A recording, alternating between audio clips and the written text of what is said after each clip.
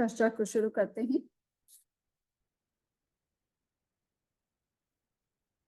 जैसा कि आपको सूचित किया है, आज का विषय है कि हम कहाँ बोले और कहाँ मौन रखें। इस विषय में आचार्य का क्या निर्देश है, वो हम समझने का प्रयास करेंगे। और इसके अलावा 10वें कालिक सूत्र में भी भगवान महावीर ने भाषा विवेक पर का पूरा एक अध्याय, 7वां नंबर का जो अध्याय है, पूरा भाषा विवेक पर उन्होंने बोला है। हम उसे भी थोड़ा समझने का प्रयास करेंगे। तो इसलिए आज का टॉपिक रखा गया है time and place to speak. भगवान महावीर ने आचार्य सूत्र में कई ऐसे महत्वपूर्ण सूत्र दिए हैं भाषा विवेक से जुड़े हुए। उसमें पहला सूत्र है अदवा गुत्ती गोयरस्स।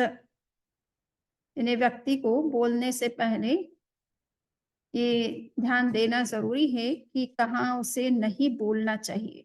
तो गुप्ती का जो है प्रयोग करें, सोच समझ करके बात करें। सव्वेसिं प्राणानां सव्वेसिं भूयानां सव्वेसिं जीवानां सव्वेसिं सत्तानां अणुवि भिक्खु धम्ममाइक्यज्ज। सभी प्राण, भूत, जीव और सत्व का ध्यान रख करके भिक्षु धर्म का आख्यान करें। यानी उनके उनके कथन से किसी भी प्राणी को किसी प्रकार की हिंसा या उसके प्रति कोई द्वेष भाव इस तरह का उत्पन्न न हो, ऐसी भाषा का उसे प्रयोग करना चाहिए। अणुवे भिक्खु धम्ममाइक्खमाणे नो अत्ताणम आसायज्जा नो परम आसायज्जा नो अन्नायम पाणायम भूयायम जीवायम सत्तायम आसायज्जा। जो व्यक्ति सोच समझ करके और साधु सोच समझ करके धर्म का आख्यान करता है, वो स्वयं को भी अनावश्यक विवादों में नहीं फंसाता है और दूसरों की भी आशातना नहीं करता है, उनको भी किसी तरह का कष्ट नहीं पहुंचाता है। तो और अन्य किसी भी तरह के जीव हैं, उनकी भी किसी तरह से आशातना नहीं करता है। अवीय हणे अनादिय माने। इसमें कहा गया है कि धर्म कथा में किसी भी सिद्धांत का अनादर करने पर कोई व्यक्ति मारपीट भी कर सकता है। इसलिए ये समझना भी ज़रूरी है कि हम दूसरे धर्मों के व्यक्तियों के साथ जब बात करते हैं, तो उनके धर्म के विरुद्ध कोई इस तरह की बात ना करें, जिससे कि उसमें उत्तेजना पैदा हो जाए, वो हिंसा पर उतारू हो जाए, मारपीट हो जाए और बहुत कुछ जो है, वो समाज में एक तरह से हिंसा का वातावरण बन जाए। इत्थम पे जान सेयंती नत्थी। ये भी एक बहुत महत्वपूर्ण सूत्र भगवान महावीर ने दिया है और इसमें कहा है कि इत्थम पे तुम जानो, अविधि पूर्वक की जाने वाली धर्म कथा में भी श्रेय नहीं है। यानी आप ऐसी कथा करने का जो सही तरीका होता है, सब बातों को ध्यान में रख करके विवेक पूर्वक उचित भाषा में कथा करनी चाहिए। अगर हम उस विधि पूर्वक कथा का नहीं करते हैं या धर्म का उपदेश नहीं करते हैं, तो ये भी उचित नहीं है। तो इसलिए कथाकार को या जो भी प्रवचनकार हैं, किसी भी विषय का प्रवक्ता क्यों न है, वो विवेक पूर्वक भाषा का प्रयोग करें। अपने व्याख्यान को, अपने प्रवचन को या अपने वक्तव्य को बहुत कहना चाहिए उचित भाषा में प्रस्तुत करें। केयम पुरुषे कमचन अनय। और ये जानना भी ज़रूरी है कि कौन व्यक्ति आपके सामने बैठा है और वो किस मत का है, उसका सिद्धांत अपना क्या है। तो ये नहीं कि हम अपनी बात तो कहते चले जा रहे हैं, किंतु सामने वाले के सिद्धांतों को हम पूरी तरह से समझ नहीं पा रहे हैं। तो किस दर्शन का वो अनुयायी है, अनय का मतलब किस मत का वो अनुयायी है, इस बात का ध्यान रखना भी बहुत ज़रूरी है। क्योंकि सबको अपने-अपने मत के प्रति आस्था होती है, अपने-अपने विचारों के प्रति आस्था होती है। इसलिए हमें ऐसी कोई बात उसके मुँह पर बोलने की आवश्यकता नहीं होती है, जिससे कि वो नाराज़ हो जाए। हमें ये भी ध्यान रखना है कि कौन किस दर्शन का अनुयायी है। और ये इस दृष्टि से भी ध्यान रखना आवश्यक है कि सामने वाले को किस भाषा में समझ में आएगा। अगर आप उनकी भाषा को नहीं समझते हैं और अपनी ही भाषा में बोलते हैं, तो सामने वाला कभी-कभी आपको समझ नहीं पाता है कि वास्तव में आप कहना क्या चाहते हैं। और अगर उनकी लैंग्वेज में वो बात समझाई जाती है, तो जल्दी से उसे समझ में आ जाती है। भगवान महावीर के सामने पार्श्वनाथ के साधु आते और कोई प्रश्न भी करते, तो वो भगवान पार्श्वनाथ का रेफ़रेंस देकर के उस बात को समझाते थे कि मैं ये जो बात कह रहा हूँ वो भगवान पार्श्वनाथ ने इस रूप में कही है। तो इससे सामने वाले को, चूँकि उनका मत वही था और वो भगवान पार्श्वनाथ के सिद्धांतों से परिचित थे, तो महावीर नई युग में आए, नई भाषा में बोल रहे हैं, नए तरीके से कोई बात प्रस्तुत कर रहे हैं, तो उन्हें समझने में कठिनाई हो जाती है। तो वो अगर उनकी भाषा में समझाया जाता है, तो वो जल्दी से समझ लेते हैं। तो ये भी जानना ज़रूरी है कि कौन किस संप्रदाय से, किस समय का व्यक्ति है और किसकी विचारधारा से प्रभावित है, उसकी विचारधारा का अध्ययन स्वयं वक्ता को होना चाहिए, ताकि वो उस व्यक्ति से उचित भाषा में और उसकी भाषा में अपनी बात को कह सके। तो ये बहुत आवश्यक है। भाषा संबंधी बहुत ही महत्वपूर्ण सूत्र हैं, जो कि भगवान महावीर ने आचारांक सूत्र में हमें दिए हैं और इसीलिए आप देखते होंगे कि ज़्यादातर जैन साधु जो हैं, वो बड़ी न्यूट्रल भाषा में बात करते हैं, किसी पर आक्षेप-विक्षेप करते हुए नहीं बोलते हैं, किसी की परंपरा का अपमान करते हुए भाषा का प्रयोग नहीं करते हैं। अपने सिद्धांतों को प्रस्तुत करते समय दूसरे के सिद्धांतों को हीन नहीं बताते हैं।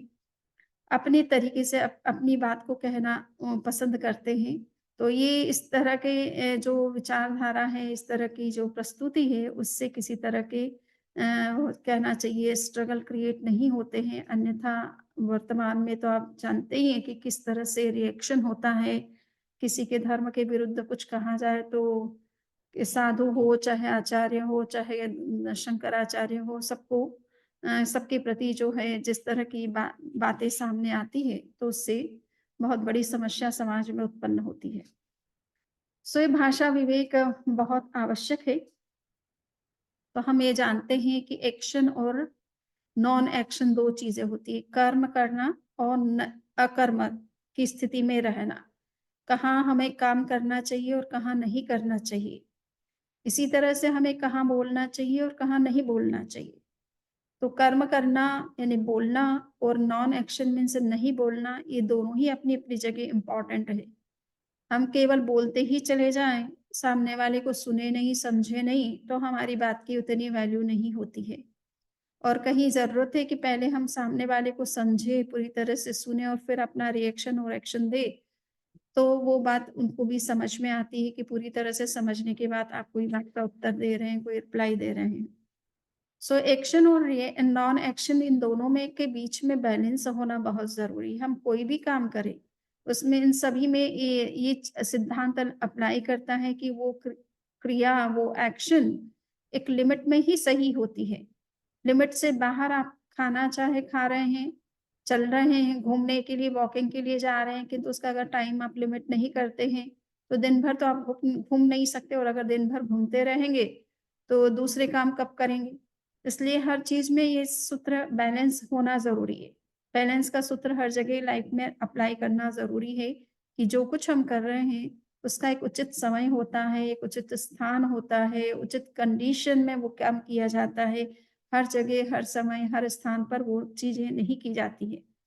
तो ये एक्शन और नॉन एक्शन के बीच में जो संतुलन स्थापित करना है, उसके लिए आवश्यक होता है कि हम किस तरह से अपने जीवन में उचित विवेक का विकास करें। सो प्रवृत्ति और निवृत्ति, जैन धर्म में प्रवृत्ति पर इतना बल नहीं दिया गया है, जितना निवृत्ति पर बल दिया गया है। यद्यपि प्रवृत्ति जीवन को चलाने के लिए आवश्यक हो सकती है। और चूँकि धर्म का जहाँ तक प्रश्न है, धर्म तो आत्मशुद्धि का है और मोक्ष प्राप्ति के उद्देश्य से किया जाता है और इसलिए निवृत्ति पर बल ज़्यादा दिया गया है। किंतु जहाँ तक सामाजिक जीवन होता है, व्यक्तिगत जीवन व्यवहार होता है, व्यवहार का जगत होता है, वहाँ पर एक्शन और नॉन एक्शन दोनों में बैलेंस एस्टेब्लिश करने की ज़रूरत होती है। हम कोई भी काम करें, उसका एक हमें उचित स्थान होता है, उचित समय होता है, उचित भाषा होती है, उचित तरीका होता है। अगर उस पर हम ध्यान नहीं देते हैं, तो फिर समस्याएँ खड़ी हो जाती हैं, आपस के संबंध खराब होते हैं और क्रिया-प्रतिक्रिया का कभी-कभी अंत ही नहीं आता है। So balance of both can make life easy. हमारा एक्शन और नॉन एक्शन के बीच में अगर बैलेंस बना रहे, तो लाइफ बहुत स्मूथ हो जाती है, बहुत ईज़ी हो जाती है, संबंध भी बहुत अच्छे बने रहते हैं और काम करने का या जीने का एक आनंद आता है। सो इम्पोर्टेंस ऑफ डिस्क्रिमिनेशन पावर, इसलिए अब हम कैसे, कहाँ पर हमें बोलना, कहाँ नहीं बोलना, किस कंडीशन में बोलना, किस भाषा में बोलना, किस व्यक्ति के सामने बोलना, किसके सामने नहीं बोलना, ये सब चीज़ों का विवेक जो है वो विकसित होता है, वो हमारे लिए बहुत इम्पोर्टेंट है। बोलना इम्पोर्टेंट नहीं है। बोलना कहाँ है, कैसे है, किस रूप में बोलना है, इस बात का विवेक अगर हमारे अंदर विकसित होता है, तो वो हमारे लिए बहुत काम का होता है। तो अगर सामने वाला व्यक्ति उत्तेजित अवस्था में है, आवेश में है, आवेग में है, एग्रेसिव मूड में है, उस समय अगर हम कुछ बात कहना चाहेंगे, तो उसको कुछ भी समझ में आना नहीं है, क्योंकि दिमाग इतना ज़्यादा उत्तेजित है, मस्तिष्क इतना कहना चाहिए कि आउट ऑफ कंट्रोल है। उस कंडीशन में हम उसकी सोच की शक्ति, समझने की शक्ति अपने आप ही गायब हो जाती है। उस समय वो पूरी तरह से सही ढंग से वर्क नहीं करती है। तो उस कंडीशन में कुछ कहना उचित नहीं होता, उस समय तो हम मौन रखें, ये ज़्यादा उचित होता है। तो उत्तेजना की स्थिति में, आवेश की स्थिति में, एग्रेशन के कंडीशन में ऑलरेडी व्यक्ति जो है, वो या तो बहुत अधिक टायर्ड है, थका हुआ है, उस समय अगर उससे कुछ बात कही जाती है, तो उसे वो बात ईज़िली समझ में नहीं आती है। ऐसी कंडीशन में हम जितना मौन रख सकें और शांत रह सकें, वो ज़्यादा हेल्प करता है। सो विवेक का विकास करना बहुत ज़रूरी है, और विवेक के विकास के लिए जो जिस तरह से भगवान महावीर ने बहुत सारे सूत्र दे दिए कि व्यक्ति को भी देखना ज़रूरी है। हम जिससे बात कह रहे हैं वो व्यक्ति हमारी बात को समझने के लिए योग्य है या नहीं है। हम जो कह रहे हैं वो उस बात पर वो ध्यान देगा या नहीं देगा। अगर नहीं देता है तो उस व्यक्ति को बात कहने का कोई सेंस नहीं है। समय उचित है या नहीं है, हमें ये भी देखना ज़रूरी है। हम अगर सुबह सुबह उठा है कोई व्यक्ति और उसी समय उससे कोई उत्तेजनापूर्ण भाषा में अगर कोई बात करते हैं, या उसको जो पसंद ना आया वो बात हम करते हैं, तो सुबह-सुबह जो मूड होता है, वो इन बातों को सुनने का नहीं होता है। उस समय तो प्रेमपूर्ण, शांतिपूर्ण तरीके से जो बात कही जाती है, वो कहना उचित रहता है। तो समय की अनुकूलता भी देखना ज़रूरी है, परिस्थिति भी देखना ज़रूरी है कि किस समय का कोई बात कही जाए। हर किसी व्यक्ति के सामने अगर बात कही जाती है, तो वो भी उचित नहीं होता है। अगर वो व्यक्ति खुद ही एक बड़ा ऑफ़िसर है, या मैनेजर है, या ओनर है, और उसके कलीग्स के सामने या वर्कर्स के सामने अगर कोई बात कही जाती है, तो उसे पसंद नहीं आएगी। तो ये हमें ये भी ध्यान रखना आवश्यक है कि सामने वाले की पद और प्रतिष्ठा का भी ध्यान, सम्मान करना हमें ज़रूरी होता है। वो हमसे कितना ही चाहे छोटा हो सकता है, हम चाहे उसे कुछ भी कहें और वो सुन सकता है, फिर भी उसकी अपनी गरिमा, उसकी अपनी प्रतिष्ठा, उसकी अपनी डिग्निटी जो होती है, पोज़ीशन होती है, उसका भी ख़्याल करना बहुत ज़रूरी होता है। सो ये सब चीज़ें ध्यान में रख कर के हम अगर कोई बात कहते हैं, तो सामने वाला उस बात को ध्यान दे सकता है, अच्छी तरह से सुन सकता है, उस पर विचार भी कर सकता है और पॉज़िटिव एक्शन भी ले सकता है। सो किंतु इन चीज़ों को इग्नोर करके अगर कोई बात कही जाती है, तो वो उस बात का कोई सेंस नहीं रहता है, ज़्यादा वो वैल्यू नहीं की जाती है, और उसको यही समझ कर के कि इनका तो बोलने की आदत है, ये कुछ न कुछ कहते ही रहते हैं, इस बात को ज़्यादा ध्यान देने की आवश्यकता नहीं, एक कान से सुनो, दूसरे से निकाल दो। इस तरह के फिर रिएक्शन व्यक्ति के अंदर आते हैं। सो हमारा विवेक का विकास होना बहुत ज़रूरी है, और विवेक के विकास के लिए हमें उन आचरण सूत्र के उन सभी सूत्रों को जिनकी चर्चा हमने प्रारंभ में की है, उस पर ध्यान देना बहुत ज़रूरी है। So when one has given his reactions completely, then to say something would be appropriate. जब हमें ये भी देखना है कि साइलेंस भी कहाँ रखना है।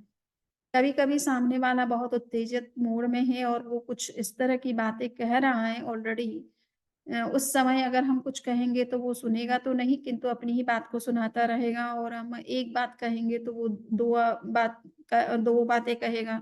सो रिएक्शन उसका बढ़ता चला जाएगा। ऐसी कंडीशन में हमको शांत रहना बहुत आवश्यक है। सामने वाला जब पूरी तरह से अपने अंदर का जो बफ़ारा है उसे निकाल दे, उसका जो भी रिएक्शन है वो पूरी तरह से दे दे, उसके बाद में जब लगता है कि बिल्कुल अब शांत स्थिति में आ गया, अब कुछ बोलने की कंडीशन इसकी नहीं है, तब उसे कुछ बात कही जाए, कुछ समय के बाद कही जाए, तो वो बात उसको समझ में आएगी कि उस समय अगर हमारा मौन उसके ऊपर बड़ा प्रभाव छोड़ सकता है, और समस्या बढ़ने की अपेक्षा बहुत ज़ीरो लेवल पर आ सकती है। और कहना चाहिए कि सामने वाला भी कभी-कभी पानी-पानी हो जाता है।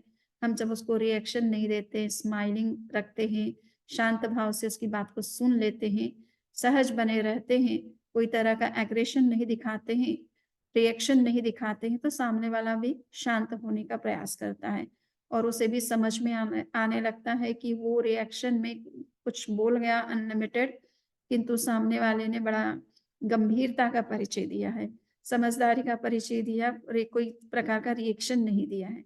तो इससे भी सामने वाले के मन पर बड़ा असर होता है, पॉज़िटिव असर होता है और वो खुद ही माफ़ी माँग लेता है या खुद ही अपनी गलती को रियलाइज़ कर लेता है। हमें कहने के लिए कोई अवकाश नहीं रहता है, हमें कोई कुछ कहने की आवश्यकता भी नहीं पड़ती है। सो ऐसा बहुत बार होता है और देखा जाता है, जितने भी बड़े होते हैं लोग होते बनते हैं, गंभीर लोग बनते हैं, वो समय पर चुप रहना जानते हैं, शांत रहना जानते हैं। एक बार किसी प्रसंग में एक राजा निकल रहे थे और उन्होंने मंत्री से कहा कि क्या बात है, ये जो सेठ लोग होते हैं, जो बड़े लोग होते हैं, इनकी तोंद बहुत बड़ी-बड़ी क्यों होती है? सो उसने कहा कि राजन, ये जितने भी सेठ लोग होते हैं, इनकी तोंद बड़ी होने का रीज़न एक ये होता है कि ये समय पर गम खाना जानते हैं, चुप रहना भी जानते हैं, रिएक्शन नहीं करते हैं। तो साथ एक बार निकल रहे थे शहर से बाहर, शहर में घूम रहे थे राजा, मंत्री भी साथ में था। तो देखा कि एक सेठ के पास में एक भिखारिन पैसा माँग रही थी। अब सेठ उस समय समझ रहा था कि मुझे इस भिखारिन को पैसा नहीं देना है। ये इस समय कुछ काम करने योग्य है, फिर भी इस तरह से भीख माँगती है, तो ये अच्छा नहीं है। तो किंतु देखा कि राजा सामने से आ रहे हैं।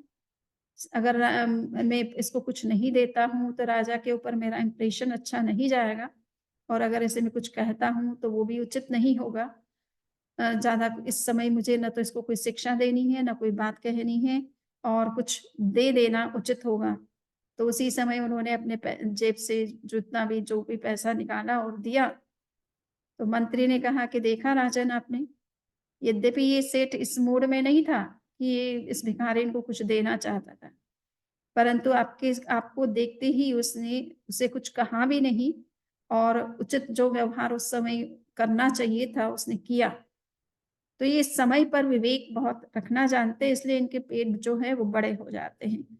सो ये कभी-कभी मज़ाक के सेंस में कोई बात कही जाती है, कोई कहानी इसलिए भी होती है कि कुछ शिक्षा इस माध्यम से दी जाती है। सो कहने का इतना ही मतलब है कि बड़े व्यक्ति जो भी बनते हैं, समझदार जो भी होते हैं, चिंतनशील व्यक्ति होते हैं, आवेश और आवेग पर जो नियंत्रण स्वयं रखना जानते हैं और किस परिस्थिति में किस व्यक्ति को किस तरह से टैकल करना है, उसको जो जानता है, वो व्यक्ति इस तरह से एग्रेसिव व्यक्तियों के सामने जल्दी से अपना रिएक्शन नहीं देते हैं।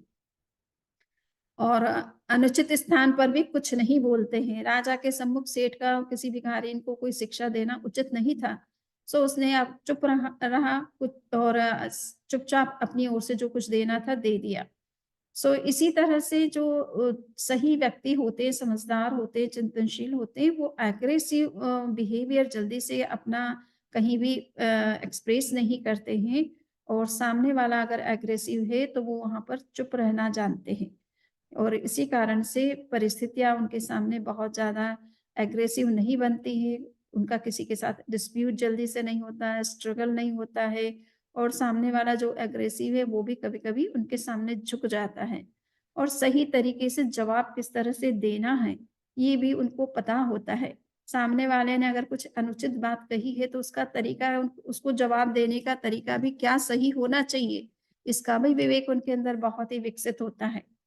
कहा जाता है आचार्य भिक्षु एक बार कहीं से विहार करते हुए या शहर में कहीं जा रहे थे और कोई व्यक्ति उनको मिल गया सुबह-सुबह।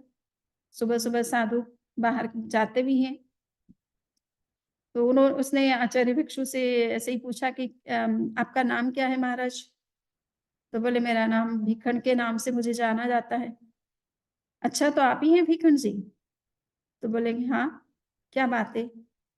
बोले आपका चेहरा देखने से, मुँह देखने से सुबह-सुबह मुँह देख लिया। तो बोले क्या हुआ? तो बोले सुबह-सुबह आपका मुँह देख लिया, मुझे तो नरक मिलेगी। अच्छा, आचार्य भिक्षु ने कहा कि ये देखो, हमारा तो ये सिद्धांत नहीं है किसी का मुँह देखने से कोई नरक जाता है या कोई स्वर्ग जाता है, अपने-अपने कर्मों से नरक और स्वर्ग मिलती है। परंतु अगर तुम्हारा मत ऐसा है कि मेरा मुख देखने से तुमको नरक मिलेगी, तो तुम ये बताओ कि तुम्हारा मुख देखने से क्या होता है? बोले मेरा मुख देखने से तो व्यक्ति स्वर्ग ही जाता है। तो आचार्य भिक्षु ने कहा कि बहुत ही अच्छी बात हो गई ये तो मेरे लिए। तुम्हारा मुख मैंने देख लिया, मेरा तो स्वर्ग एक तरह से रिज़र्व्ड हो चुका है। अब तुम जानो तुम्हारी समस्या। सो कहने का इतना ही मतलब है कि ऐसे बड़े लोग जो होते हैं, चिंतनशील होते हैं, तत्वज्ञ होते हैं, वो जवाब भी तत्व की भाषा में देते हैं और सामने वाले को समझा भी देते हैं कि इस तरह की गलत मान्यताएँ हमें नहीं बनाना चाहिए और किसी के मुँह पर इस तरह की बातें भी नहीं कहना चाहिए। सो साइलेंस कहाँ रखना है, इसका भी हमें पूरा बोध होना ज़रूरी है और कहाँ किस तरह से रिएक्शन देना है और किस भाषा में देना है। सामने वाले को भी हम ये कह दें कि तुम्हारा भी मुँह देखने से हमें नरक मिलेगी, तो रिएक्शन बढ़ जाता है। बजाए कि ये पूछ ले कि तुम्हारा मुख देखने से क्या होता है? स्वर्ग मिलता है तो अच्छी बात है, हमें तो स्वर्ग मिलेगा। हमारे लिए तो अच्छा ही हुआ तुम्हारा देखना मुँह चेहरा। तो सामने वाला भी समझ जाएगा कि किस भाषा में हमें बात करनी चाहिए और किस व्यक्ति से हम बात कर रहे हैं। भगवान महावीर ने एक जो महत्वपूर्ण बात कही है अपने सिद्धांतों के अंतर्गत, वो ये है कि हमें सत्य की सुरक्षा हमेशा करते रहना चाहिए अपनी भाषा में। और कभी-कभी हमें सत्य का पूरा बोध नहीं होता है, हम किसी विषय पर कोई वक्तव्य दे रहे हैं और कुछ बातें हमें ज्ञात है, कुछ बातें ज्ञात नहीं भी है। तो हम ऐसी कंडीशन में कोई प्रश्न हमसे करता है और उस प्रश्न के उत्तर में हम चाहे जो कुछ उत्तर दे दें, ऐसा नहीं होना चाहिए। या कभी-कभी डिबेट होती है, शास्त्रार्थ होता है, विचारों में विचारों का एक तरह से कहना चाहिए कि आप आपस में अपने सिद्धांत की पुष्टि की जाती है और दूसरे के सिद्धांत को रिजेक्ट किया जाता है। तो अगर सामने वाले को अपने सिद्धांत का सही सारी पक्ष मालूम ना हो और दूसरे के सिद्धांत में कहाँ क्या कमी है और क्यों है, इस बात का पूरा स्पष्ट बोध ना हो, तो उसको डिबेट में भी चुप रहना चाहिए। ऐसे कभी कोई प्रश्न हो जाए, आर्गुमेंट हो जाए, तो उस कंडीशन में भी उसे ये कहना चाहिए कि भई मुझे जितना ज्ञात था उस हिसाब आधार पे मैंने जो अपनी बात कही है। किंतु आपका जो प्रश्न है उस प्रश्न के हिसाब से मुझे और चिंतन करने की आवश्यकता हो सकती है और या मेरे से जो बड़े इस विषय में एक्सपर्ट हैं, आप उनसे जा कर के बात करेंगे, तो शायद आपके प्रश्न का सही उत्तर मिल सकता है। तो ऐसी इस भाषा में बात करें, ना कि चाहे जो हुक एंड क्रुक तरीके से डिबेट में अपनी विजय कैसे हो, दूसरे को सही होते हुए हम पराजित कैसे करें, उसके लिए हम कोई गलत तर्क दें ये उचित नहीं माना जाता है। भारतीय चिंतन जो कहा जाता है, भारतीय दर्शन का विकास लगभग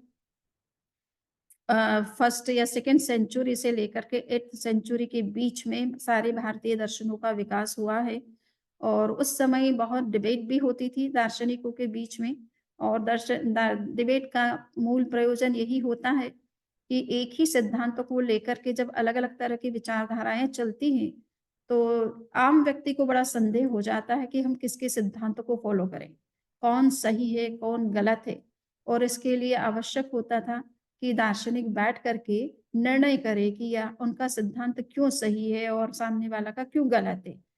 तो इस आधार पर बहुत सारी डिबेट होती रही और उसमें जैन दार्शनिकों का रुचि थोड़ी डिबेट में कम रहती है कि अनावश्यक हमें किसी को ना तो गलत कहना है, ना अपनी बात को प्रूव करने के लिए हमें किसी आर्गुमेंट करना है। सामने वाले को ज़रूरत है तो वो उस सिद्धांत को समझे और एक्सेप्ट करे और फॉलो करे। उसको जस्ट केवल तर्क-वितर्क और चर्चा-परिचर्चा करने से कोई प्रयोजन सिद्ध नहीं होता है। किंतु जब देखा कि अपने दर्शन को अन्य दर्शनों के समक्ष प्रतिष्ठित करना और वो एक चैलेंज के रूप में जब सामने आता है, तो जैन दार्शनिकों ने भी शास्त्रार्थ में वो गए। किंतु शास्त्रार्थ का एक बहुत सारे नियम होते हैं, उस नियम में विशेष रूप से न्याय दर्शन जिसे कहते हैं, न्याय और वैशेषिक दर्शन भारत के जो दर्शन हैं, वेदांत दर्शन, हिंदू दर्शन 6 माने जाते हैं, उसमें एक न्याय और वैशेषिक दर्शन है। सो न्याय दर्शन की मान्यता ये है कि जब हम डिबेट करते हैं शास्त्रों में को लेकर के, सिद्धांतों को लेकर के, और हमें अपनी फ़िलॉसफ़ी को डिफेंड करना चाहिए और उसके लिए सामने वाले के आर्गुमेंट को हम चाहे छल से, बल से, किसी भी तरीके से हमें अगर कट करना पड़े, तो हमें करना चाहिए। क्योंकि डिबेट में अपने सिद्धांतों की पुष्टि करना आवश्यक है और सामने वाले के आर्गुमेंट्स को गलत साबित करना ज़रूरी है। तो उसमें छल है, वितंडा है, निग्रह स्थान है, इनका भी प्रयोग किया जा सकता है। ऐसा शास्त्रीय उनके अपने सिद्धांत बनाए हुए हैं, जब कभी डिबेट हो, तो उनमें इन सब चीज़ों का प्रयोग किया जा सकता है। बट भगवान महावीर ने जैन धर्म के जितने भी शास्त्र हैं, उसमें उनका यही कहना है कि हमें सत्य की सुरक्षा हमारा पहला कंसर्न होना चाहिए। हम चाहे डिबेट कर रहे हैं, चाहे किसी से वार्तालाप कर रहे हैं, चाहे प्रवचन कर रहे हैं, चाहे किसी का कोई प्रश्न है और उसका उत्तर दे रहे हैं, उन सभी में हमारा उद्देश्य जो है सत्य की सुरक्षा, तत्व की सुरक्षा होनी चाहिए या तत्व को जिस रूप में कहना चाहिए, उसी रूप में कहना चाहिए। उसके लिए हमें कोई गलत तर्क नहीं देना है। हमें अगर वो बात पूरी तरह से समझ में नहीं आ रही है, हम पूरी तरह से परिपक्व नहीं है उस बात को प्रस्तुत करने के लिए, तो हमें मौन रहना चाहिए। Instead of going into debate, आप अपने स्थान पे रहिए और अपने सिद्धांतों को अपने तरीके से फ़ॉलो करते रहिए। हमें डिबेट में जाने की आवश्यकता नहीं है। अगर हम डिफेंड ना कर पाएँ अपनी चीज़ को या पूरी तरह से सही ढंग से प्रस्तुत ना कर पाएँ, किंतु किसी भी तरह का छल का सहारा हमें नहीं लेना है, निग्रह स्थान का यूज़ नहीं करना है, किसी तरह का जाति का प्रयोग नहीं करना है। ये डिबेट संबंधी कुछ नियम हैं, छल, जाति, निग्रह स्थान इनका प्रयोग करके हमें अपनी बात को प्रूव नहीं करना है। अगर हम पूरी तरह से उसके बारे में क्लियर नहीं है, तो गलत तरीके का सहारा लेकर के बात को प्रूव करने की आवश्यकता नहीं है। ये जो सिद्धांत की सुरक्षा के संदर्भ में भी महावीर का यही है कि सत्य हमारी भाषा में सत्य होना चाहिए कि तर्क-वितर्क करके हम अपनी बात को किसी तरह से भी बाय हुक और क्रुक हम किसी तरह से प्रूव करें, ये भी सही नहीं है, ये भी उचित नहीं है। इसलिए जैन दार्शनिकों का यही रहा कि हम अपने तत्व में और इसमें हम स्पष्ट हैं, सामने वाले को अगर एक्सेप्टेबल नहीं है और फालतू के आर्गुमेंट अगर कोई करता है, तो उससे दूर रहना ज़्यादा अच्छा है। 10वें कालिक सूत्र में जैसा कि मैंने कहा कि 7वां अध्याय स्पेशली वो इस विषय को लेकर के ही है कि किसी भी व्यक्ति को भाषा का जब और विशेष रूप से साधु-साध्वी को भाषा का किस तरह से विवेक करना चाहिए। जैन आचार शास्त्र में साधु साध्वियों के लिए 2 तरह के नियम हैं, एक वचन गुप्ती कहलाता है और दूसरा भाषा समिति कहलाती है। वचन गुप्ती का मतलब है कि आपको पूरी तरह से मौन रखना है, कुछ भी नहीं बोलना, ना सही ना गलत। गलत तो बोलना ही नहीं है, परंतु सही बोलने में भी हम उस कुछ समय के लिए हम मौन रख सकते हैं और उसकी भी कुछ कंडीशन है कि क्यों सही भी नहीं बोलना चाहिए। कभी-कभी कुछ चीज़ें ऐसी होती हैं जो सही होते भी नहीं बोलने के योग्य होती है। और दूसरा ये है कि भाषा जो हमारी है वो कितनी सॉफ्ट स्पोकन होनी चाहिए। ये विदेश में हम जब रहते हैं, विदेशी लोगों को से बातचीत करते हैं, इनके बात करने का जो तरीका देखते हैं, उन्हें बड़े सॉफ्ट स्पोकन होते हैं। ये सॉफ्टनेस हमारी भाषा में कैसे आए? फरूसा है ना, वो भाषा इतनी कठोर नहीं होना चाहिए, हार्श नहीं होना चाहिए, हार्ड नहीं होनी चाहिए, बल्कि सॉफ्ट होनी चाहिए।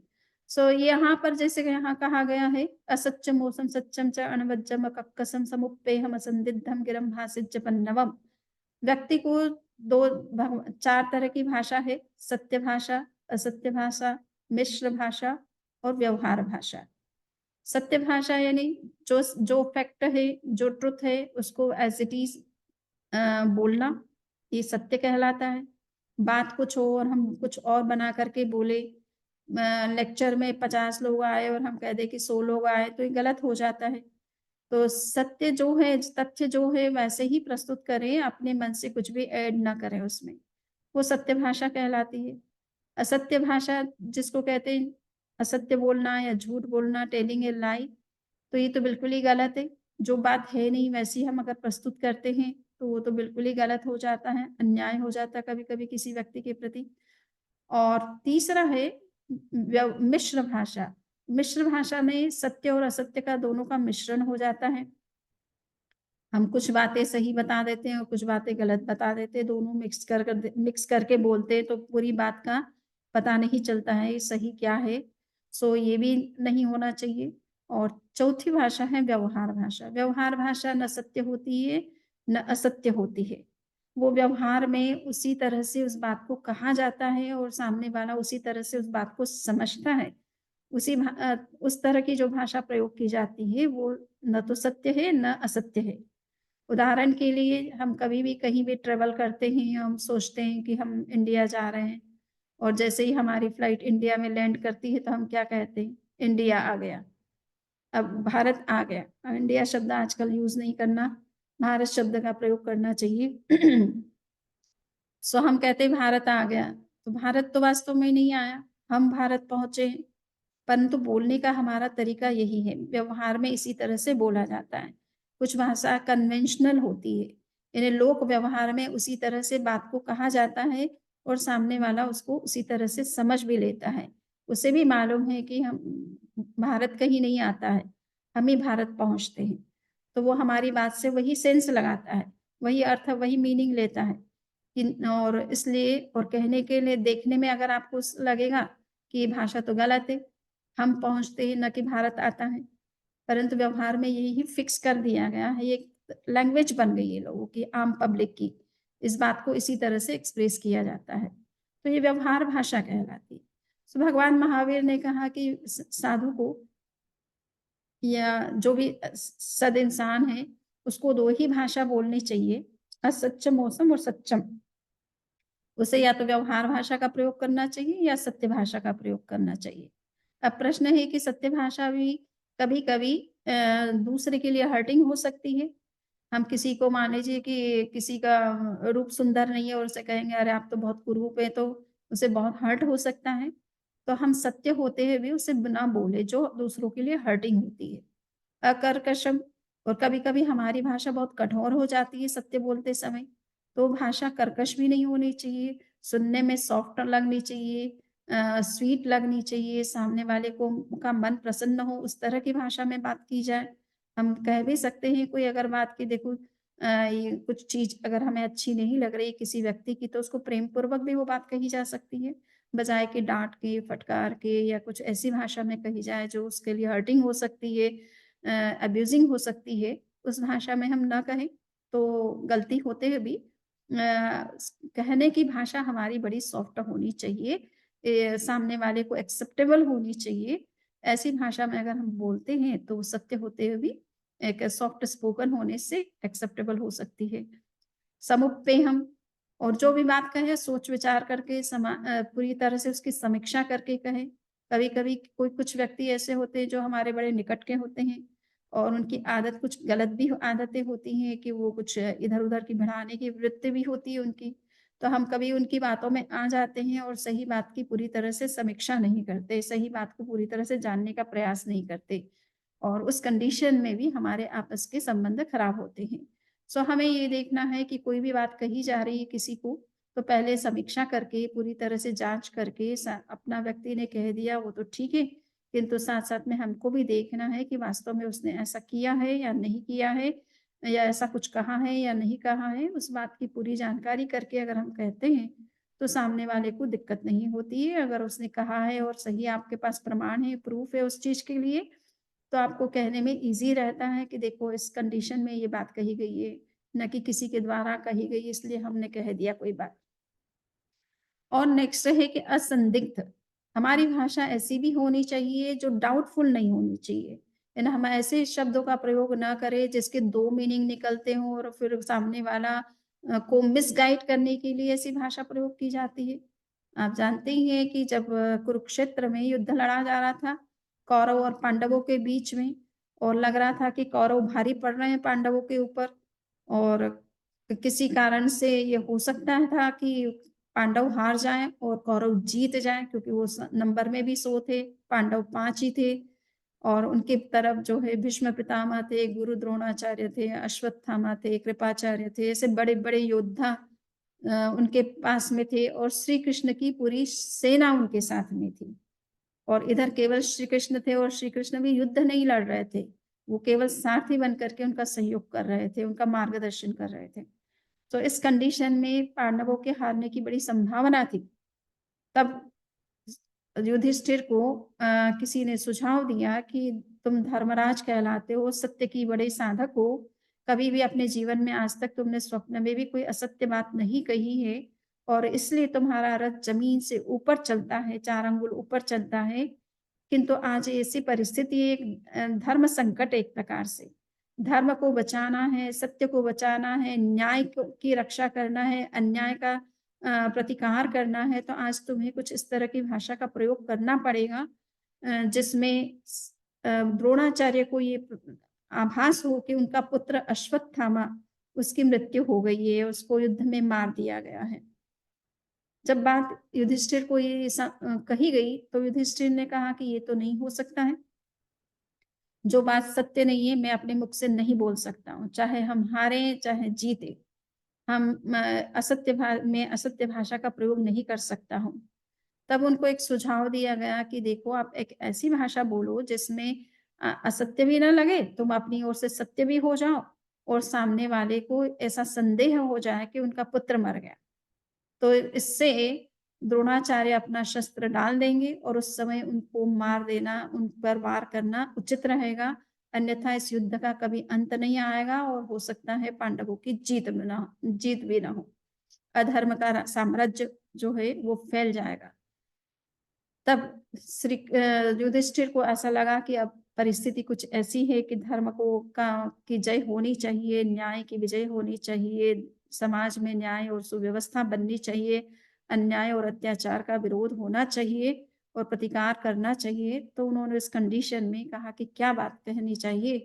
तो उन्होंने कहा कि आप ऐसा बोलिए अश्वत्थामा हतो नरो वा कुंजरो वा। एक हाथी है जिसका नाम भी अश्वत्थामा था और वो युद्ध में मारा गया है। उस पर तीर लग गया या कोई वार कर दिया तो उससे वो हाथी तो मर चुका है। इसलिए उसका नाम भी अश्वत्थामा था। आप ऐसे ही बोलिए कि वो हाथी मतलब अश्वत्थामा मर गया है, वो हो सकता है हाथी हो, वो हो सकता है मनुष्य हो। ऐसी भाषा में बोलने से आप तो अपनी तो तरफ से हाथी के सेंस में ही बोल रहे हो, किंतु सामने वाले को ये संदेह हो सकता है कि वो मनुष्य भी हो सकता है। और दूसरा ये है कि आप इस पार्ट को यानी पीछे के पार्ट को जिसमें ये कहा जा रहा है कि हाथी भी हो सकता है या मनुष्य भी हो सकता है, उसको बड़ा साइलेंट मोड पर बोलिएगा, थोड़ा-सा बहुत ही धीमे बोलिए जिससे कि सामने वाले को सुनाई ना दे। और युधिष्ठिर को कुछ ऐसी परिस्थिति का कुछ ऐसा दबाव लगा और उन्होंने इस भाषा का प्रयोग किया कि अश्वत्थामा हतो नरोवा कुंजरोवा। और नरोवा कुंजरोवा का बहुत ही धीमे स्वर में बोला, इतना लाउड रूप में नहीं बोला जिससे कि द्रोणाचार्य को ये पता नहीं चला कि उन्होंने बात पीछे सेंटेंस में क्या और चीज़ें बोली है। उनको तो यही पता चला कि अश्वत्थामा मर गया है। और ये बात सुनते से ही वो बहुत ही एक तरह से शॉक उनको हो जाता है। बहुत निराश होकर के वो धरती पर नीचे शस्त्र छोड़ कर के नीचे बैठ जाते हैं पुत्र शोक में और उसी समय उनको एक उन पर तीर छोड़ कर के उनको वहीं समाप्त कर दिया जाता है। सो ये आप देखिए कि ये संदिग्ध भाषा किसी के जीवन को भी ले सकती है। और इस भाषा का प्रयोग करने का परिणाम क्या होता है कि युधिष्ठिर का कहा जाता है रथ हमेशा ज़मीन से 4 अंगुल ऊपर चलता था। ज़मीन से सट करके नहीं चलता था क्योंकि वो सत्यवादी इतने ज़्यादा थे। किंतु इस दोहरी भाषा का प्रयोग करने के कारण से उनका रथ ज़मीन पर आ जाता है। तो आप ये देखिए कि शास्त्र इसीलिए कहता है कि आप चाहे दोहरी भाषा बोले और मन में ये सोचे कि मैं तो ये बात कहना चाह रहा हूँ, वो नहीं कहना चाह रहा हूँ। किंतु अगर भाषा में इस तरह का दोहरा अर्थ निकलता है और उससे सामने वाला मिसगाइड होता है, तो ये भी एक प्रकार से असत्य भाषा है। तो यहाँ पर इसीलिए कहा कि असंदिग्ध भाषा होनी चाहिए, अनडाउटेबल भाषा होनी चाहिए, बहुत क्लियर और ट्रांसपेरेंट होना चाहिए। ये नहीं कि आप ऐसे डबल मीनिंग यूज़ कर रहे हो जिससे कि सामने वाला उसका कुछ और अर्थ समझ ले, तो ये गलत हो जाता है। तो भाषा भी हमें विवेकपूर्वक बोलना है, स्पष्ट भाषा होनी चाहिए, स्ट्रेट होनी चाहिए, क्लियर होनी चाहिए, डबल मीनिंग नहीं होना चाहिए, जिससे कि सामने वाला मिसगाइड होता हो। अगर ऐसा हम प्रयोग करते हैं, तो वो भी एक प्रकार से असत्य भाषा ही मानी जाती है। तो शास्त्र कहता है कि भाषा विवेक में इन सब बातों का ध्यान रखना बहुत ज़रूरी है कि कोई भी शब्द हम प्रयोग करें, वो हर्टिंग नहीं होना चाहिए, हार्ड या हार्श नहीं होना चाहिए, पूरी तरह से जान भी इस और समझ-बूझ करके और जानकारी करके वो बात कही जानी चाहिए और असंदिग्ध भी होनी चाहिए।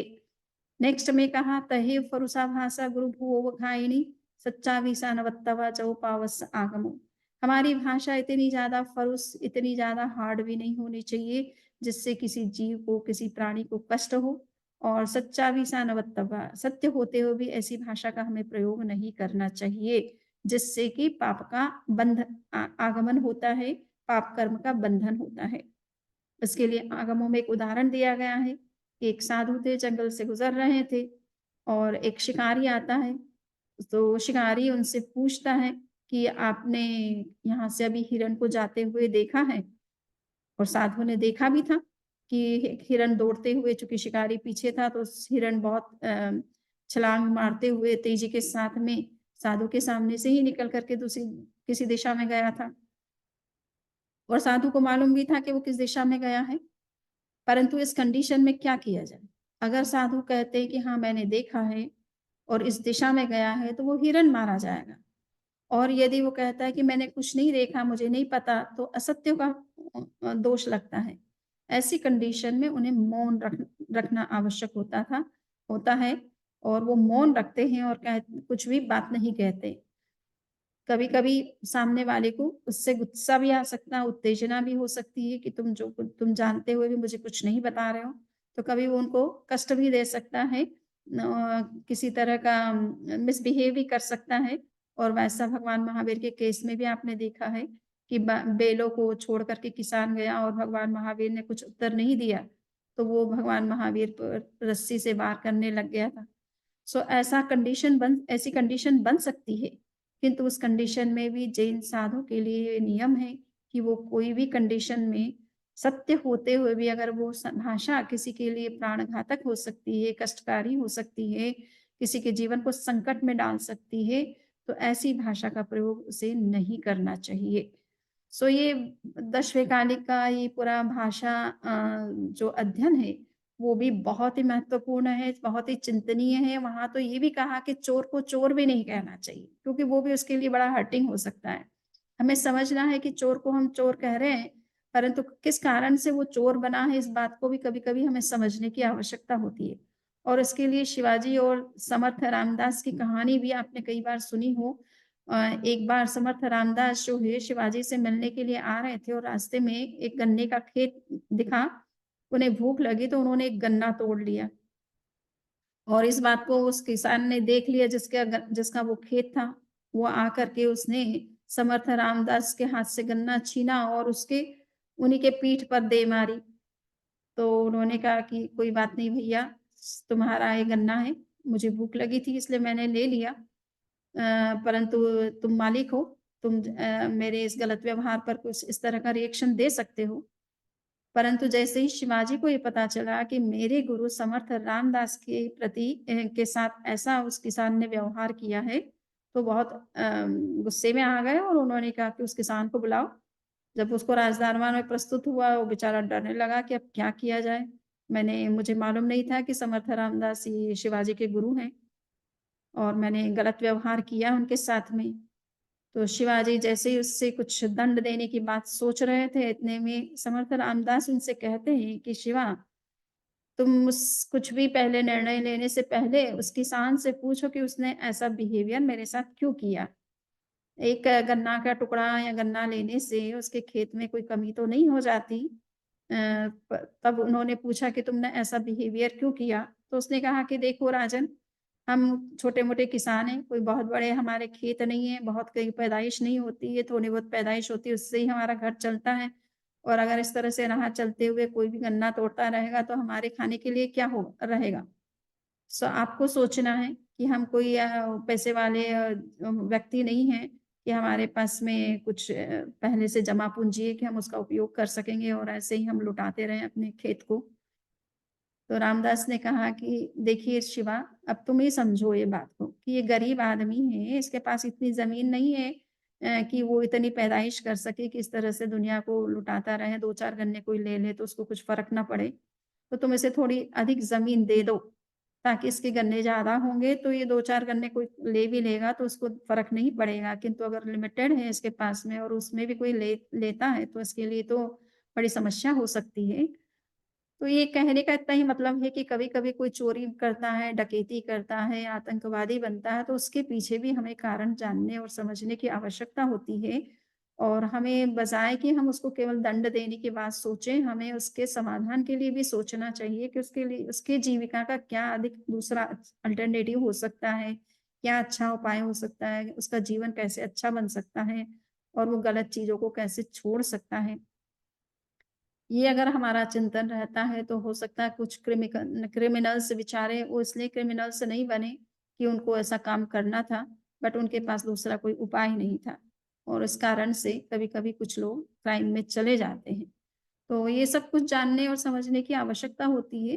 तो इसीलिए शास्त्र कहता है कि चोर को चोर कहना भी उचित नहीं होता है, यद्यपि चोर चोरी की भावना से ही कर रहा, तो भी चोर शब्द उसके लिए हर्टिंग हो सकता है। तो हमें विवेकपूर्वक भाषा का प्रयोग करना चाहिए। हर किसी को हर तरह का शब्द प्रयोग भी नहीं करना चाहिए और उचित शब्द का ही प्रयोग करना चाहिए, सामने वाला चाहे कितना ही गलत क्यों ना हो। सो ये अंत में हमें यही निष्कर्ष है कि observe silence when there is possibility of some struggle. Generally हम मौन रखते हैं, ऐसे समय मौन रखते हैं जिस समय कोई विवाद का प्रसंग नहीं है, रात में हम सो रहे हैं उस समय हम मौन कर रहे हैं या किसी कोई हमारे सामने ही नहीं है तब हम मौन कर रहे हैं, किंतु जब बोलने का प्रसंग आता है, विवेक रखने की बात आती है, समझदारी का परिचय देने की आवश्यकता होती है, उस समय हम कुछ ऐसे बोल जाते हैं जिससे कि हमारे संघर्ष बढ़ जाते हैं। 10 घंटे मौन किया या 2 घंटे मौन किया या 1 घंटा मौन किया, किंतु जब मौन खोला तो फिर महाभारत और रामायण के अलावा कुछ दिखाई नहीं देता है। तो ऐसा कंडीशन भी हम नहीं होनी चाहिए। भाषा का विवेक इस तरह से रहे कि मौन के बाद भी आपकी भाषा में बड़ा माधुर्य रहे और विवेक बहुत विकसित हो जाए कि मौन रखने से जिस तरह से समस्याएँ समाहित होती हैं, उसी तरह से बोलने से भी बहुत सारी समस्याओं का समाधान होता है, किंतु भाषा अगर उचित होती है तो उससे होता है, अन्यथा समस्याएँ बढ़ जाती है। तो इसलिए ये देखना ज़रूरी है कि मौन हम रखें और किसी समय मौन करें या ना करें, किंतु जब उत्तेजना के प्रसंग होते हैं, आवेश के प्रसंग होते हैं, सामने वाला हमारी बात को समझने के लिए समर्थ नहीं होता, योग्य नहीं होता, उपयुक्त व्यक्ति नहीं होता है या कभी-कभी हम स्वयं उसके सही ढंग से किसी चीज़ को प्रस्तुत नहीं कर पाते हैं, तो उस कंडीशन में मौन रहना ज़्यादा बेटर है, बजाए कि कोई गलत तरीके से अपने आप को प्रूव करना या सामने वाले को कोई भी ऐसी बात कह देना जिससे कि वो हर्ट हो और किसी तरह का रिएक्शन दे। तो इसी के साथ में आज के इस वक्तव्य को हम संपन्न करते हैं कि हमें बोलने के लिए उचित स्थान भी देखना चाहिए और उचित समय को भी देखना चाहिए, परिस्थिति को भी देखना चाहिए, व्यक्ति जिससे हम कह रहे हैं उसको भी देखना ज़रूरी है और हम जो कुछ कह रहे हैं उसमें हमारी भाषा भी कैसी है, सही है या नहीं है, इस बात पर भी विचार करना बहुत आवश्यक है। ये सब चीज़ों को फैक्टर्स को ध्यान में रख कर के अगर कोई बात कही जाती है, तो निश्चित रूप से उसका बहुत ही अच्छा प्रभाव होता है। एक समाधान भी मिलता है और समस्या भी बढ़ती नहीं है, उल्टा समाप्त हो जाती है। तो इसको लेकर के भाषा विवेक किस तरह से हमें प्रयोग में लाना है, तो आज के इस वक्तव्य में आचार्य सूत्र और दशविकालिक के संदर्भ में हमने इस बात को विशेष समझने का प्रयास किया है। अब किसी के कोई क्वेश्चन है तो कर सकते हैं।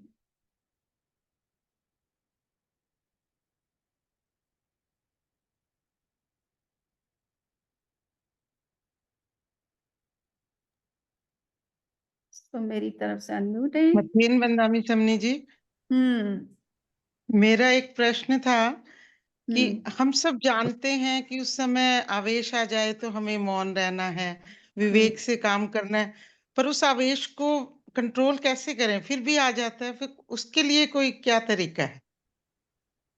बहुत ही अच्छा प्रश्न है।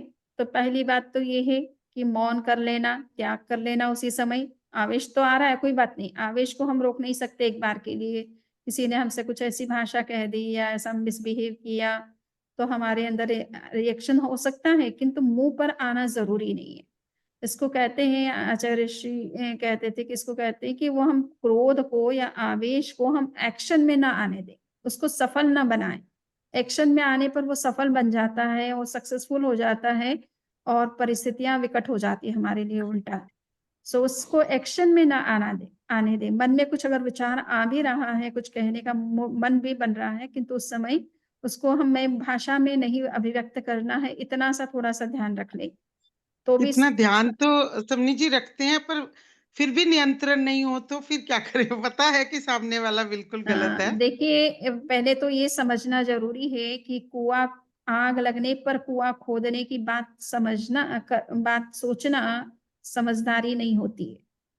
वो तो फिर आग लग गई है, तो वो तो फिर कुछ जला कर के ही रहेगी।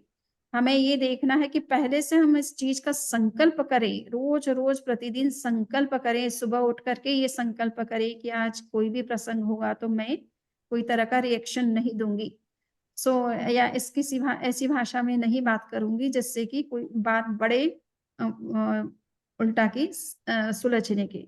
सो ये अगर हम थोड़ा-सा संकल्प सुबह उठ कर के करते रहें, तो हमें थोड़ा-सा बोध रहता है। जिस समय कोई ऐसा प्रसंग हो रहा है, तो हमें वो संकल्प अपने अंदर से याद आता है। इसीलिए त्याग और नियम दिलवाए जाते हैं। उसका कारण प्रयोजन यही है कि जब हम त्याग ले लेते हैं, कोई नियम ले लेते हैं, कोई संकल्प कर लेते हैं, तो उसका मन पर बड़ा असर होता है, अपनी भाषा पर नियंत्रण हमारा उसके कारण से बना रहता है। और एक प्रयोग आचार्य ऋषि ने बताया है कि हम खेचरी मुद्रा का प्रयोग करें। खेचरी मुद्रा में हमारी जो जीभ तालवे है पर। उसको हम उलट करके तालू से लगाएँ। तो अब उस समय आप तालू में 5 मिनट केवल आपको 5 मिनट पेशेंस रखना है 5 मिनट, इससे ज़्यादा बिल्कुल नहीं। 2 मिनट भी रखेंगे तो भी आपको बहुत सारा समाधान मिल जाएगा, बट अगर 5 मिनट रख सके तो बहुत ही बढ़िया है। ये भी समाधान काम नहीं करे कभी। सो आचार्य श्री तुलसी ने पंचसूत्रम में बहुत सारे ऐसे उपाय बताए, बहुत सिंपल उपाय बताए हैं कि सामने वाला जब एग्रेशन के मूड में हो, एग्रेसिव बन रहा हो, उस समय आप उसके सामने ना खड़े रहें। अगर सामने खड़े रहेंगे तो वो आपको बोलते ही चला जाएगा और फिर आपका भी अपना नियंत्रण खो सकता है और आपके मुँह से भी कुछ निकल सकता है। तो आप उसके वहाँ पे खड़े ना रहें, उस स्थान से अलग हट जाएँ।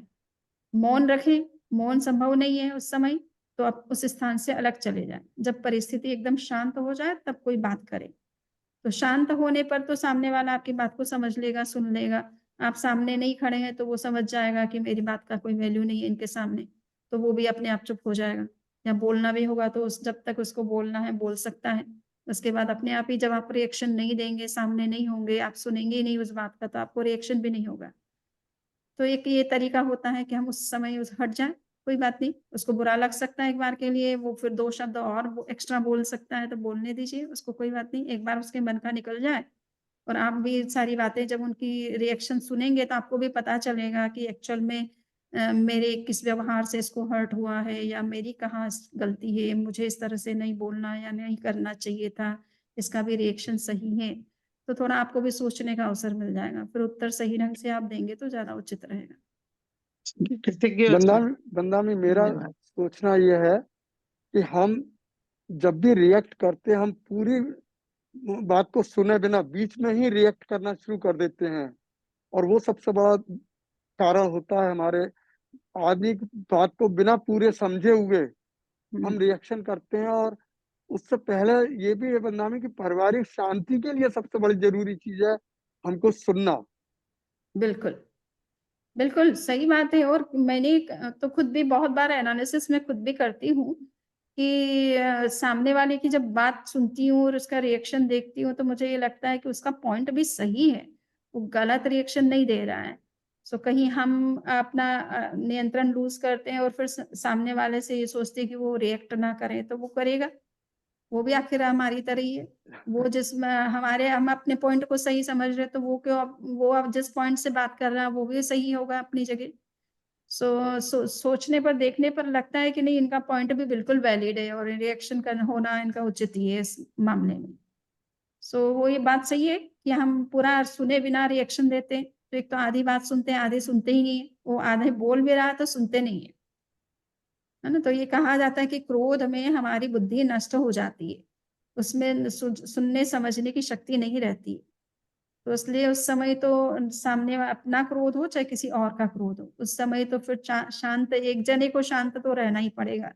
दोनों अगर ये अपेक्षा करें तो ये संभव नहीं है कि वो शांत हो तब मैं शांत हूँ, नहीं। आपको अपनी ओर से पहल करना पड़ेगा, इनिशिएटिव आपकी तरफ से लेना पड़ेगा। सामने वाले से आप एक्सपेक्ट मत करिए इन चीजों में। धन्यवाद। वंदना बहुत भी ही आपने सुंदर। सॉरी हाँ वंदना भी नमन स्वामी समनी जी, हाँ आपने आपने ये खेचरी खेचरी मुद्रा। मुद्रा का क्या वो क्या कहा, एवरी मॉर्निंग 5 मिनट? हाँ, एक खेचरी मुद्रा होती है। तो ये जीभ को ऊपर की तरफ कर्व करके जितना तालुक से लगाए रखना है कुछ देर के लिए, 5 मिनट्स। अगर आपको लग रहा है कि अभी कुछ बोलेंगे तो खेचरी मुद्रा का प्रयोग कर ले। सो इसमें यही है, जीभ को कर्व करके आप ऊपर तालू की तरफ लगा ले। अब जो जीभ उस तरह से मुड़ी हुई है तो उससे बोलना तो कुछ संभव ही नहीं है उस कंडीशन में ना। तो 5 मिनट्स का ऐसा प्रयोग कर ले तो धीरे धीरे रिएक्शन आपका तो खत्म हो ही जाएगा और सामने वाला का भी हो जाएगा, ओके है ना। आप जी। बोलेंगे तो वो बात और बढ़ेगी। तो आप खुद वंदना आप भी ये बहुत अच्छी मुद्रा है, मैंने तो किया इसका प्रयोग, विचारों हाँ में भी बहुत कंट्रोल हो जाता। बिल्कुल बिल्कुल, विचार भी इससे बहुत नियंत्रित होते हैं और रिएक्शन नहीं होगा। दिन में जब भी याद आता नहीं बोलते तब टंग को उल्टा करके, ये सही मुद्रा बात, तो बहुत अच्छी है। सही है। देखिए कुछ करना पड़ेगा, ऐसे बिना किए तो हमारे, क्योंकि हमारे कई जन्मों के ये संस्कार है रिएक्शन करने के ना। अनेक जन्मों से इतने गहरे संस्कार बैठ गए कि हमको ये चीजें तो सही लगती है और सहज लगती है। रिएक्शन देना हमारे लिए इजी है बजाय कि अपने आप को कंट्रोल करना। सो ये इसीलिए धर्म कठिन क्यों लगता है, क्योंकि धर्म अपने ऊपर कंट्रोल करना सिखाता है और वो अनंत अनादिकाल से इस तरह की आदतें हमारी अंदर में इतनी इनग्रेंड हो चुकी है कि उनको हम बहुत सहज और सरल समझते हैं और उचित समझते हैं, जस्टिफाई और करते हैं अपनी बात को। वंदना भी बहुत ही नमन सुंदर स्वामी, लेक्चर, मेरा बहुत सवाल है सिंपल और कि बहुत आदमी लाइफ के लिए जो यदि है डाउट बहुत में हो, उपयोगी संशय है। हो, हाँ तो पूर्ण ज्ञान तो नहीं है, तो वो उसको अपना डाउट को निकालने के लिए यदि बोलता है तो उसमें दोष है क्या? डाउटफुल है तो इसलिए उसको इस भाषा में बोलना चाहिए कि मैंने अपनी मति से, अपनी बुद्धि से जो समझा है वो मैंने लिखा है या कहा है। सुधीजन जो लोग हैं, मतलब जो बुद्धिमान लोग हैं, नॉलेजेबल पर्सन हैं, वो उसको उचित उसमें जो भी कोई कमी रह गई है तो उसको सही करके उसे समझने का प्रयास करें। ऐसी भाषा में लिखना चाहिए। पुराने जितने भी ऑथर्स होते हैं, पुस्तकें लिखते हैं, तो वो इसी बात को लिखते हैं कि मैंने अपनी बुद्धि से जैसा समझा है वैसा मैं लिख रहा हूँ, किंतु मेरे से ज्यादा जो भी ज्ञान नॉलेज रखते हैं, विद्वान हैं मेरे से, वो इसको अपनी तरीके से, सही तरीके से समझने का प्रयास करें और इसमें जो भी कमी है उसे सुधार लें। तो इस भाषा में बोला जाता है। कभी कभी पुराने लोग तो उसी तरह से लिखते हैं, पुराने ग्रंथों को आप देखेंगे तो ज्यादातर लोग इसी भाषा में लिखते हैं। वरना में आज भी रिसर्च पेपर में यही लिखते हैं कि एज आई अंडरस्टैंड, हाँ तो इट वही इज। है। तो ये जो भी ऑनेस्ट लोग हैं तो वो ये जानते हैं कि हमारे ज्ञान की लिमिटेशन है, हम सब कुछ जान नहीं सकते हैं। हम जिस चीज के एक्सपर्ट हैं उसकी भी पूरी डेप्थ में हम इतना भी जाने की कोशिश करें, फिर भी उसके कई अननोन फैक्टर्स होते हैं या एस्पेक्ट होते हैं या अभी वर्तमान में वो मैनिफेस्ट नहीं हुए हैं, तो हम उसके बारे में कुछ कह नहीं सकते हैं। तो इसलिए हमेशा स्कोप रखना जरूरी होता है हमारी बात में। ये पूरी तरह से क्लेम ना करे कि मैंने जो जान लिया बस सत्य इतना ही है और वही एक्सेप्ट करो। नहीं, उसके दूसरे भी एस्पेक्ट हो सकते हैं, पहलू हो सकते हैं। किसी के लिए दूसरा पक्ष ज्यादा उपयोगी हो सकता है, तो वो उसको देखे, उसको समझे और उसके हिसाब से चले।